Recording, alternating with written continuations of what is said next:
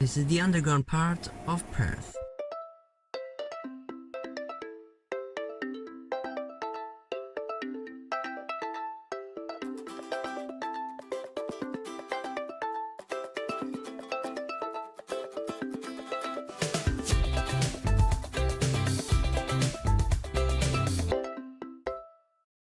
Back here in this underground walkway opened as part of the Perth City Link project, which we were in the Perth Station video.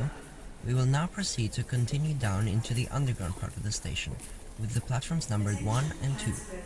These were opened as part of the Mandurah Line works on the 15th of October 2007, to connect the Joondalup and Mandurah lines together while still serving the city. They are located at a 90-degree angle to the main Perth station, 200 meters away under Gordon Stevenson House. After walking the entire length of that walkway, which is on a small incline with ads on the side on the graffiti-proof walls, we are now at the bottom where there are a lot of information boards and a screen display to show the times for the Butler and Mandurah line services. Joondalup and Mandurah line, but I don't know why Joondalup's just called Joondalup. Well, just since it opened, that's how it's called. Yeah, so then you turn left and there's just some of those weird, like, this is my story boards on the wall, and the yellow line on the floor to separate the peak hour commuters to make sure they stay on the left hand side. And now we have arrived at the main concourse area, which I'll film in a moment, but just quickly I'll say that outside on William Street there is a cat stop specific for the station called Perth Underground Station, stop 11 for the red cat and stop 14 for the blue cat. And of course, all the stops that are shown in the Perth Station video also serve this, as well as other routes like the 950 and the 60 and all of that. But, well, I'll tell you in a moment, this is just over here, the front of the station.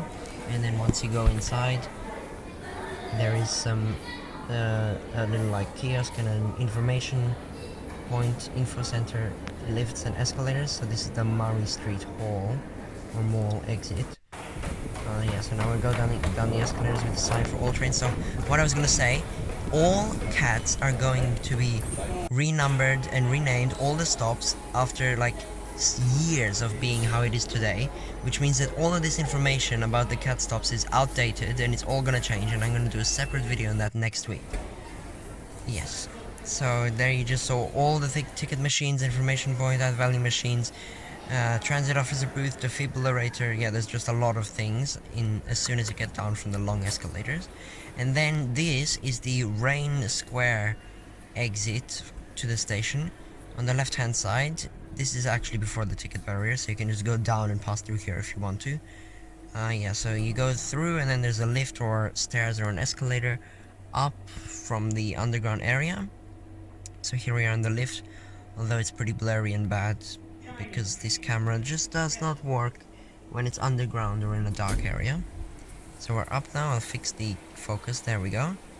And then we walk through here and down this corridor, and then you come out onto Wellington Street actually.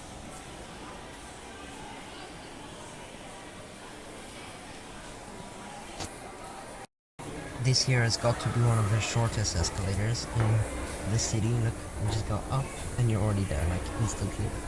So this here is actually the exit towards William Street. There are two exits, so you can take this short escalator even further up to like the food court and stuff, or you can just go through here and you come straight out into William Street.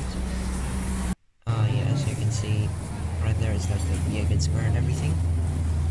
This is the Wellington Street, William Street intersection. But then there is also a Wellington Street exit. So just across from the Perth Passport, next to the current Yellow Cat stop 20, no, not 20, what am I saying? Stop 15, yes. Stop 15 is the Wellington Street exit here, with a tiny staircase and a lift next to it, which actually goes down the tiny staircase. So that's gotta be the shortest lift shaft ever. In you go. Well, I mean, there's actually a few other floors, but just that section is just tiny. So yeah, close the doors, and now they're closed, and now we're going down, and we're already here. Yep. Oh wait, there's someone else tried to get in, but yeah, we're already here.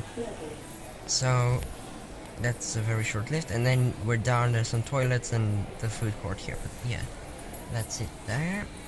And now let's have a quick look at the third special entrance to the station, which is from the, what is it, eastern side of William Street. Also through like Rain Square over here. So you just walk past these bars and restaurants. There's some history written on this board here. But yeah, I'm not gonna read that. And then go up the stairs. Pigeon nearly flew into my face right there. And there is a escalator down to the station. This here is the only dot matrix display left anywhere at any city station. I mean, Claysbrook has the old ones, but yeah, because yeah, they've replaced them all with screens except this one, and this is actually also then the only dot matrix display that ever displays trains from all the lines. So it says like Whitford, Thorney, Armadale all on one display. Anyway, and then here is one of the longest escalators in the city, probably. It's pretty slow as well, so it takes a while to get down. But then once you are down, there is a kiosk and a ticket machine in that tiny little square before you go through the closed station smart order processors. There are a lot of closed station smart order processors around here. And then you come back out into the concourse where I was before I went out to the cat stops, which I'll have to redo and re-explain, and just there's so many changes. I'm gonna make a whole separate video on it next week, as like going on the old form of the cats for the last time. So watch out for that. Okay, yeah, and we're back in the concourse now. Okay, so let's just have a quick look what's past the closed station smart order processors in the concourse. There is an area with all the timetables for all the services on the entire Transperth network, and then a little map showing all the track closures, but that's actually it. The concourse here is actually really empty. There's not even any toilets or stuff like that. It's so plain. You can see just these like pictures on the walls with the information, which we're not going to read this time like we did at Chunla. But yeah, it's just unbelievably empty. I mean, I guess it makes space for commuters, but here on the left hand side hardly anyone ever walks because there's no point, since the entrance to Perth Station, the main one, is over there, so you don't really walk here. Yeah, but you do have 2 escalators and 2 sets of lifts down to the platform level. This is obviously the deepest and like only fully underground station that is currently on the Transperth network, although as we know the Forestfield Airport link should be opening soon, and we will get even deeper and another more underground stations on the network. Here down the end there's a bit of seating, a phone booth and a charging station, which is a unique facility, I think, and some sanitizer and stuff. You can see how when the trains come, all the people come up and walk on the right hand side, but on the left there's no one, and then they all go through there and up towards Perth Main Station. And then over here, this is the old entrance to Perth Main Station with this escalator which leads up from the tunnel down there. It's just one escalator going up, there's not one going down. This is actually where I transferred from the escalator safety video. Yeah, but otherwise it's just got a staircase and a lift. And then you come up and there's actually smart order processors right there, so you have to tag off now, because no one would ever use this anymore to get to Perth. So now you have to tag off and then tag back on if you actually go into Perth Station, but this is mainly meant for connecting to the Perth bus port now. Yes, we're not gonna go and look at anything else over there because I already filmed all of that in the Perth Station video.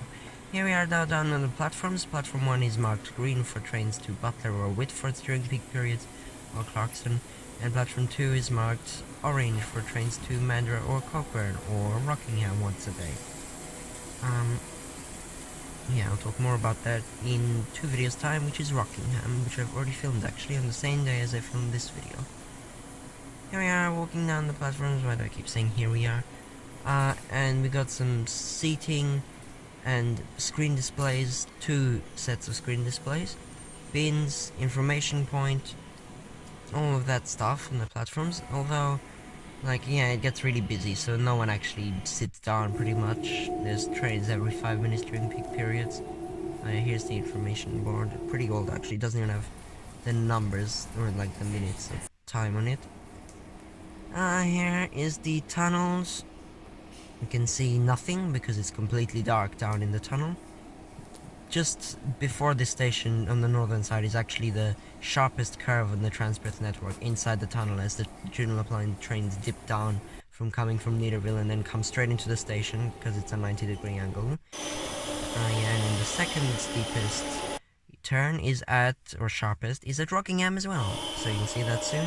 And then there's also some markers on the platform to show the place where kids should stand, as you just saw, and this sign on the Manor Line platform, which shows defibrillators at every station, which is good since now it's a mandate to have them everywhere. But that's it now. We've looked at all the facilities at this small station. Well, smaller, much smaller compared to Perth main station, but I mean, most people consider it as one station, but usually I see signs that say that there's 72 stations in the Trans-Perth network, and the only way that you achieve that is if you count these as two, so that's just what I did. It's fine. And also, fun fact, did you know Perth Station is actually the shortest name for any station on the network, but Perth Underground Station is actually the longest, as it has 16 letters, while Perth only has 5. Okay, that's enough rambling now, and let's move on to some train clips.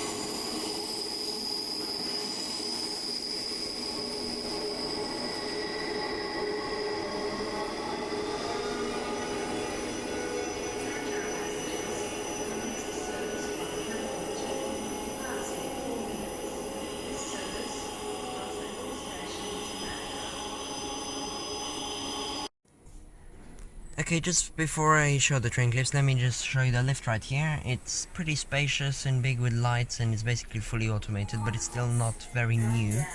But it's fine for tourists to get up and down easily, whatever, and just for anyone who wants to see what that looks like. Okay, now we're moving on to the train clips. So here they come now, during peak periods and underground. It's pretty hard to film, but I did as best as I can. We got lots of Whitfords and Cockburn terminating trains, as well as Butler and Manchester services, which we're gonna watch. Yeah, I just gotta rate the station now. It's actually going to get 4 stars. It's a city station, which means it should have access to many facilities, but it doesn't even have toilets. This underground part of the station, of course, is what I'm basing this off. So, yeah. It gets 4 because of that, but everything else it's fine, and like it's pretty big as well. And it's underground, so that's convenient. Arrives in the middle of the city. Yes. 4 stars for this station.